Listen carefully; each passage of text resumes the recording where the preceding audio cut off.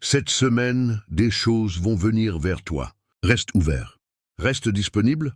Ne sois pas tellement fixé sur la façon dont tu as décidé que les choses devaient arriver, que tu rates la façon dont Dieu a décidé de te les envoyer. La bénédiction cachée dans l'inconfort parfois. La pluie de bénédiction commence par un inconfort. Un changement que tu n'as pas choisi. Une disruption dans ta routine. Un dépaysement. Joseph a été vendu en Égypte. Ce n'était pas confortable. Mais c'était exactement la trajectoire que Dieu utilisait pour l'amener à sa destinée. Si quelque chose de difficile est arrivé dans ta vie récemment, ne te presse pas de le cataloguer comme une malédiction.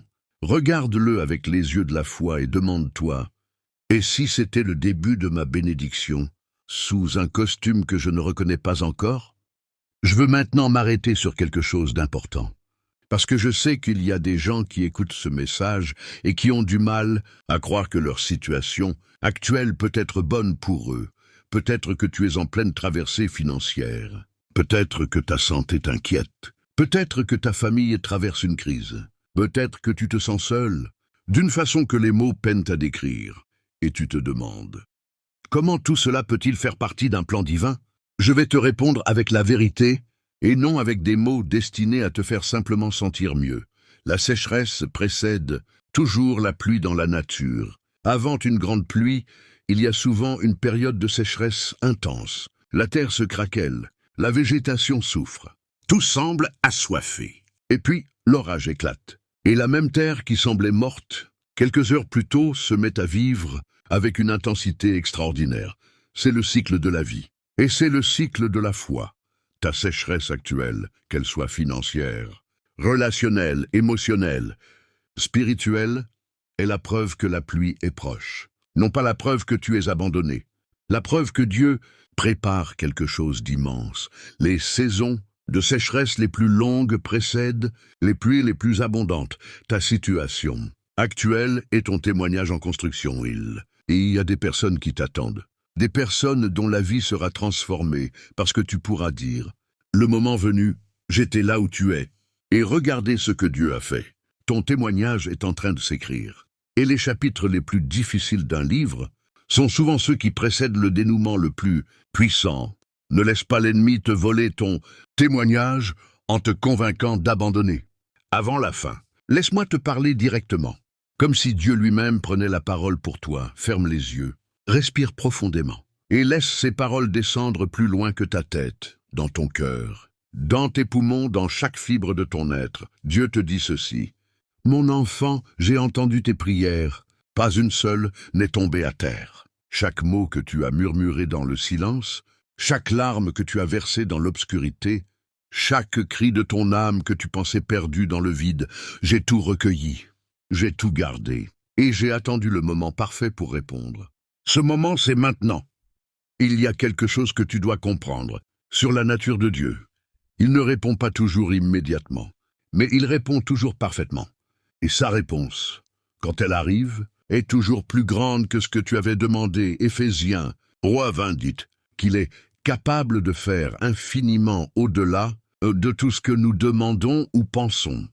Infiniment au-delà, pas juste un peu plus, pas juste suffisamment, infiniment. Ce que tu as demandé dans ta prière la plus audacieuse, la prière que tu n'as peut-être même pas osé prier à voix haute parce qu'elle te semblait trop grande, trop irréaliste. Trop improbable, ce que tu as demandé là, Dieu dit, ce n'est qu'un début de ce que j'ai préparé pour toi. La bénédiction qui arrive sur ta semaine est plus grande que ta plus grande attente. Et il te dit encore, ne regarde pas en arrière. Ce que tu as perdu ne définit pas ce que je vais te donner. Regarde en avant, lève les yeux. La pluie arrive. Tu te demandes peut-être pourquoi maintenant? Pourquoi pas avant? Pourquoi as-tu dû attendre aussi longtemps? Si Dieu pouvait agir depuis le début. C'est l'une des questions les plus profondes de la foi. Et elle mérite une réponse honnête parce que le fruit n'est pas prêt à vendre. Sa saison imagine une vigne en plein été. Les raisins sont là, visibles, suspendus aux branches. Mais ils sont verts, acides, impossibles à manger. Ce n'est pas que la vigne a échoué. C'est simplement que le moment n'est pas encore venu. Le vigneron sait exactement quand le raisin sera mûr. Il ne force pas la maturation, il l'accompagne. Il taille, il arrose, il attend.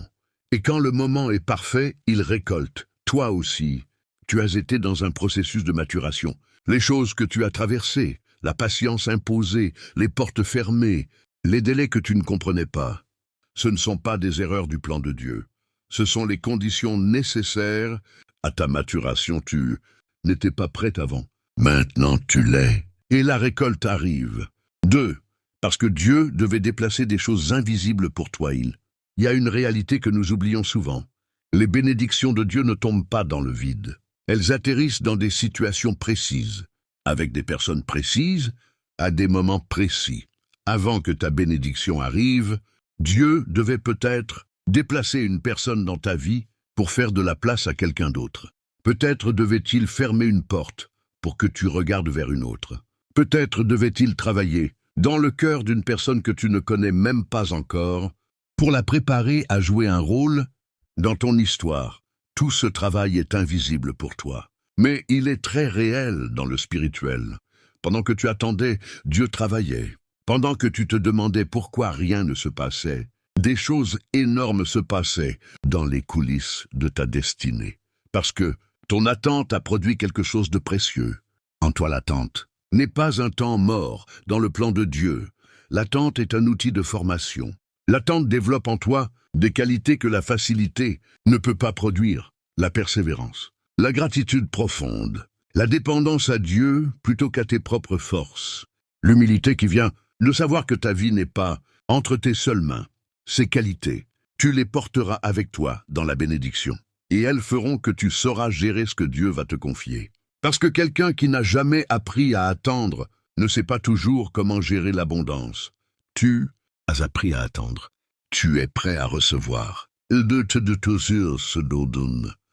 La pluie de bénédiction dont je te parle n'arrive pas toujours, sous la forme que tu imagines. Et c'est pour cela que je veux t'équiper pour la reconnaître, quand elle arrivera.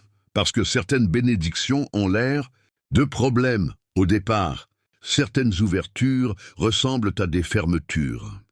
Certaines réponses de Dieu arrivent sous un déguisement que seul un œil de foi peut percer. La bénédiction des rencontres, inattendue cette semaine. Fais attention aux personnes que tu vas croiser. Il y aura peut-être une conversation anodine qui changera quelque chose dans ta trajectoire. Une phrase dite par quelqu'un que tu connais à peine, mais qui sonnera comme une clé dans une serrure que tu cherchais depuis longtemps. Dieu aime envoyer ses bénédictions à travers des personnes. Il a envoyé un homme nommé Ananias vers Saul de Tarse, juste après sa conversion. Un inconnu qui a changé le destin d'un homme, qui allait changer le monde. Les rencontres divines ne s'annoncent pas à l'avance, mais elles transforment tout. La bénédiction des portes que tu n'as pas frappées, il y a des bénédictions que Dieu t'envoie sans que tu les aies demandées, sans que tu aies fait de démarche, sans que tu te sois positionné. C'est le surplus de sa grâce. Isaac n'a pas cherché sa femme. Abraham a envoyé un serviteur, et Rebecca est venue à la rencontre du chameau au puits. La bénédiction est venue à lui. Cette semaine, des choses vont venir vers toi. Reste ouvert. Reste disponible. Ne sois pas tellement fixé sur la façon dont tu as décidé que les choses devaient arriver, que tu rates la façon dont Dieu a décidé de te les envoyer. La bénédiction cachée dans l'inconfort parfois. La pluie de bénédiction commence par un inconfort. Un changement que tu n'as pas choisi. Une disruption dans ta routine. Un dépaysement. Joseph a été vendu en Égypte. Ce n'était pas confortable, mais c'était exactement la trajectoire que Dieu utilisait pour l'amener à sa destinée. Si quelque chose de difficile est arrivé dans ta vie récemment, ne te presse pas de le cataloguer comme une malédiction. Regarde-le avec les yeux de la foi et demande-toi, et si c'était le début de ma bénédiction, sous un costume que je ne reconnais pas encore? Je veux maintenant m'arrêter sur quelque chose d'important. Parce que je sais qu'il y a des gens qui écoutent ce message et qui ont du mal à croire que leur situation actuelle peut être bonne pour eux. Peut-être que tu es en pleine traversée financière. Peut-être que ta santé t'inquiète. Peut-être que ta famille traverse une crise. Peut-être que tu te sens seul, d'une façon que les mots peinent à décrire. Et tu te demandes, comment tout cela peut-il faire partie d'un plan divin? Je vais te répondre avec la vérité, et non avec des mots destinés à te faire simplement sentir mieux. La sécheresse précède toujours la pluie dans la nature. Avant une grande pluie, il y a souvent une période de sécheresse intense. La terre se craquelle, la végétation souffre. Tout semble assoiffé. Et puis, l'orage éclate. Et la même terre qui semblait morte, quelques heures plus tôt, se met à vivre avec une intensité extraordinaire. C'est le cycle de la vie. Et c'est le cycle de la foi. Ta sécheresse actuelle, qu'elle soit financière, relationnelle, émotionnelle, spirituelle, est la preuve que la pluie est proche. Non pas la preuve que tu es abandonné. La preuve que Dieu prépare quelque chose d'immense. Les saisons de sécheresse les plus longues précèdent les pluies les plus abondantes. Ta situation actuelle est ton témoignage en construction, Et il y a des personnes qui t'attendent. Des personnes dont la vie sera transformée parce que tu pourras dire « Le moment venu, j'étais là où tu es. Et regardez ce que Dieu a fait. » Ton témoignage est en train de s'écrire. Et les chapitres les plus difficiles d'un livre sont souvent ceux qui précèdent le dénouement le plus puissant. Ne laisse pas l'ennemi te voler ton témoignage en te convainquant d'abandonner. Avant la fin, ce que tu traverses te prépare à recevoir, imagine. Que Dieu veuille te confier une bénédiction immense, une promotion, une relation, une mission, une ressource. Si tu n'avais pas traversé ce que tu traverses, tu n'aurais pas les racines pour tenir sous le poids de cette bénédiction. Un arbre dont les racines n'ont jamais connu de tempête est un arbre fragile. Ses racines n'ont pas eu besoin d'aller chercher l'eau en profondeur. La première grande tempête pourrait l'abattre. Mais un arbre qui a connu des saisons difficiles développe des racines profondes, ancré loin sous la surface. Et quand la tempête arrive, il tient. Il plie mais ne se brise pas. Dieu est en train de faire pousser tes racines. Pour te garder petit, pour te préparer à être grand sans te perdre. Je veux maintenant être prophétique. Je veux te nommer les 7 formes de bénédiction que le ciel prépare pour ta semaine. Reçois chacune d'elles avec foi, comme si elles étaient déjà réelles, parce que dans le spirituel, elles le sont. Première pluie. La clarté, il y a peut-être quelque chose dans ta vie sur laquelle tu n'as pas eu de clarté depuis longtemps, une décision que tu n'arrives pas à prendre, une situation que tu n'arrives pas à comprendre, une direction que tu ne discernes pas clairement. Cette semaine, Dieu va envoyer de la clarté, pas nécessairement une réponse à toutes tes questions, mais assez de lumière pour le prochain pas. Et parfois, c'est tout ce dont tu as besoin pour avancer. Ta parole est une lampe à mes pieds et une lumière sur mon sentier. Psaume 119, 105. La lampe n'éclaire pas toute la route d'un coup. Elle éclaire le prochain pas. Reçois la lumière de Dieu pour le prochain pas de ta vie cette semaine. Deuxième pluie. La provision, je parle maintenant à ceux qui ont des besoins financiers, matériels, des besoins concrets que l'on n'ose pas toujours nommer publiquement parce que la honte s'y accroche. Dieu connaît ton besoin. Il l'a connu avant même que tu ne le formules. Et il a déjà préparé la provision. Dans le désert, Dieu a nourri 2 millions de personnes pendant 40 ans. Chaque matin, la manne était là. Elle n'est jamais arrivée en retard. Elle n'est jamais arrivée insuffisante. Elle était toujours exactement ce qu'il fallait, au moment où il le fallait.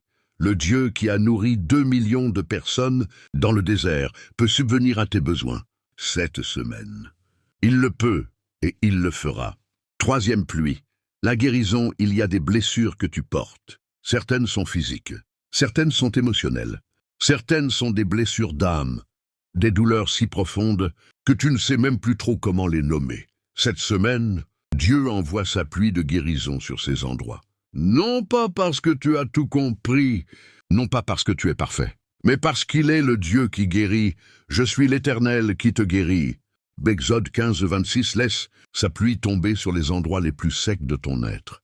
Laisse-le toucher ce que tu n'avais jamais osé présenter à personne. Quatrième pluie.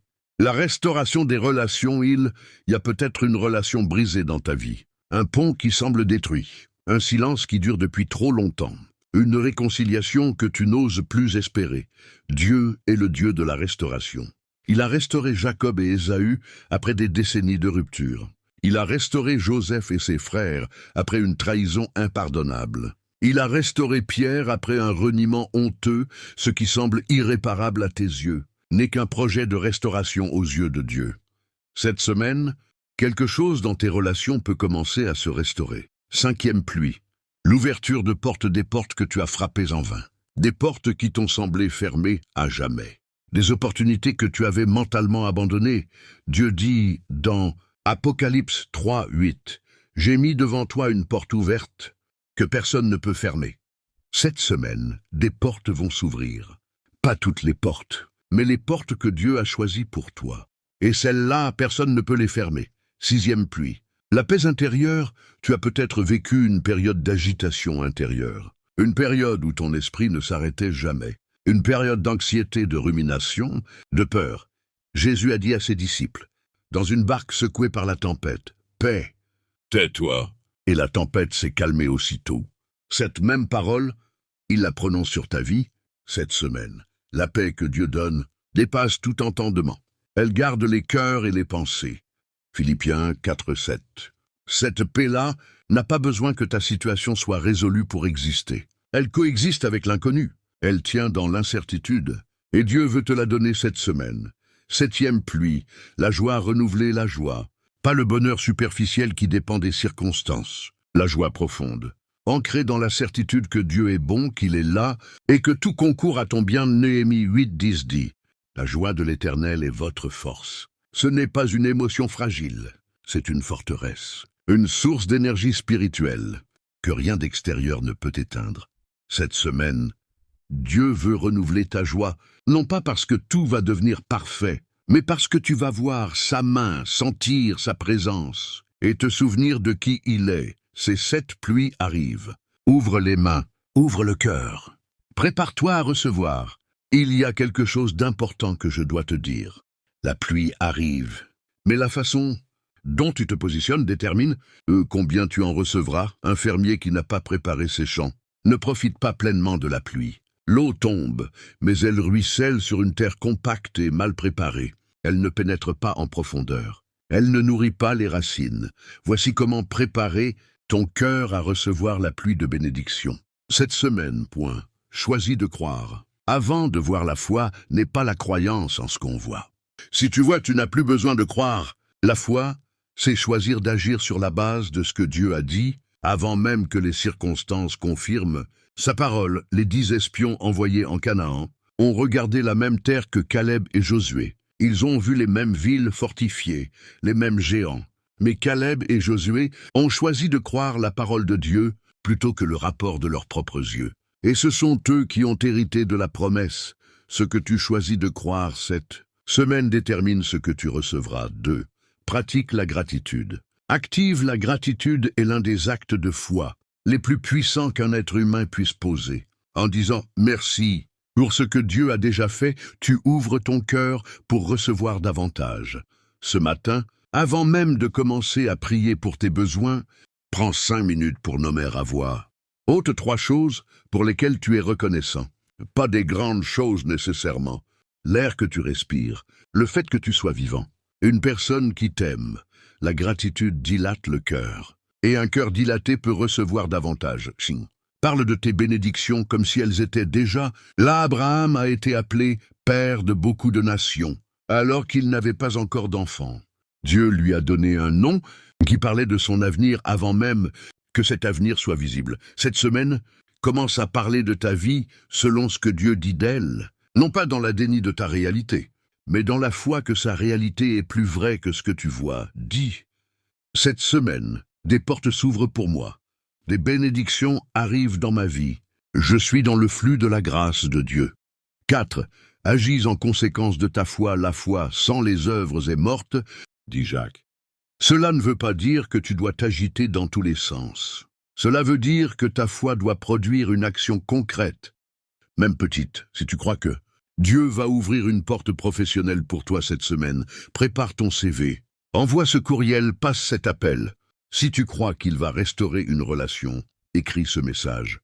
Fais ce premier pas, la foi qui attend sans agir, et souvent une foi qui doute sans l'admettre agisse. Et Dieu agira en réponse à ton action de foi. Je veux maintenant ancrer ce message dans les fondations indestructibles de la parole de Dieu, parce que ce que je te dis n'est pas une belle histoire. C'est une réalité proclamée dans la parole éternelle de l'Éternel. Deutéronome 28, 2. Toutes ces bénédictions viendront sur toi et t'atteindront. Si tu obéis à la voix de l'Éternel, ton Dieu, elles viendront sur toi, elles t'atteindront. Ce n'est pas toi qui dois courir après elles, ce sont elles qui te rejoignent. C'est la promesse de Dieu pour ceux qui marchent dans son chemin. Malachie 3:10. Apportez à la maison du trésor toutes les dîmes, afin qu'il y ait de la nourriture dans ma maison. Mettez-moi ainsi à l'épreuve, dit l'Éternel des armées, et vous verrez si je n'ouvre pas pour vous les écluses des cieux, si je ne répands pas sur vous la bénédiction en abondance. Les écluses du ciel, ce n'est pas un filet d'eau, ce n'est pas une brune légère, ce sont des écluses, des vannes immenses qui, une fois ouvertes, libèrent un flux irrésistible. Et Dieu dit qu'il les ouvre pour ceux qui le font confiance, Psaume 84:11. Car l'Éternel Dieu est un soleil et un bouclier. L'Éternel donne la grâce et la gloire. Il ne refuse aucun bien à ceux qui marchent dans l'intégrité. Il ne refuse aucun bien, aucun. Ce n'est pas sa volonté que tu manques. Ce n'est pas son désir que tu souffres indéfiniment. Son cœur de père est tourné vers toi avec une générosité que ta raison peine à concevoir, Luc 6:38. Donnez, et il vous sera donné. On versera dans votre sein une bonne mesure, serrée, secouée et débordante. Une mesure serrée, secouée et débordante. Quand Dieu donne, il ne donne pas au compte-gouttes. Il donne en excès, en surabondance. Il donne jusqu'à ce que ça déborde. Ce niveau de générosité divine est réel. Il est destiné à toi, et il arrive cette semaine. Je sais qu'il y a quelqu'un qui écoute ce message et qui a du mal à y croire. Pas parce qu'il ne veut pas croire, parce que la douleur des déceptions passées a laissé une cicatrice épaisse sur son cœur. Tu as cru avant, et tu as été déçu. Tu t'es préparé à recevoir, et la pluie n'est pas venue. Ou elle est venue, mais bien moins abondante que ce que tu espérais. Et maintenant, entendre quelqu'un te dire « Une pluie de bénédiction arrive sur ta semaine » provoque en toi un mélange de désir et de méfiance.